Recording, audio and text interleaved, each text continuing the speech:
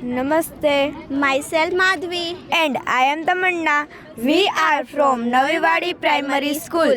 હવે આપણે આ મોડલનો કેવી રીતે ઉપયોગ કરવો તે જોઈએ. તેના માટે ખૂણો નંબર 1 ખૂણો BAC તે કેટલા અંશનો છે તે આપણે જાણવું છે. તો પહેલી ક્લિપ ખૂણા સામે પહેલા પોઈન્ટ પર લગાવીશું અને બીજી ક્લિપ અંશમાં પર ટચ કરતા જઈશું. આપણે જોઈ શકીએ છીએ કે જ્યારે બીજી ક્લિપ 10 અંશ પર ટચ થાય છે ત્યારે જે બઝર અને LED લાઇટ શરૂ થાય છે તો આપણે કહી શકીએ કે ખૂણો BAC તે 10 અંશનો છે. અને અહીં આપેલ ચાર્ટ દ્વારા વિદ્યાર્થીઓ સમજી શકશે કે an angle which is less than 90 degree is called acute angle, એટલે કે જે ખૂણાનો માપ 90 અંશથી ઓછું હોય તેને લઘુકોણ કહેવામાં આવે છે.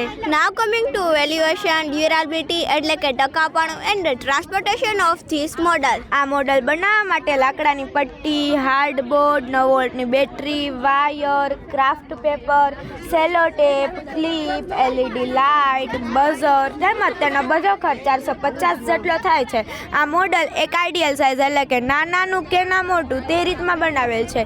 તેમજ તેના સેલો ટેપ દ્વારા નેવિલેટ પણ કરેલ છે જે તેનું ટકાઉપણું વધારે છે અને આઈડિયલ સાઇઝ હોવાના કારણે તેનું ટ્રાન્સપોર્ટેશન સરળતાથી કરી શકાય. હવે આપણે આ મોડલની વિશેષતા અને ઉપયોગિતા જોઈએ. આ મોડલ એક ખરેખર ઇનોવેટિવ મોડલ બનાવેલ છે જે યુટ્યુબમાં કે ગૂગલમાં જોવા મળતું નથી.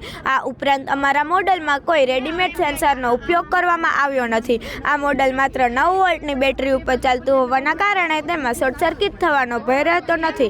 આ મોડલનો ઉપયોગ ધોરણ 5 ગણિત વિષયમાં, આકાર અને ખૂણા, ધોરણ 6 ભૂમિતિના પાયાના ખ્યાલ, ધોરણ 7 રેખા અને ખૂણા, ધોરણ 8માં ચતુષ્કોણની સમજ પ્રકરણ માટે ખૂબ જ ઉપયોગી છે. Thanks for visit our project.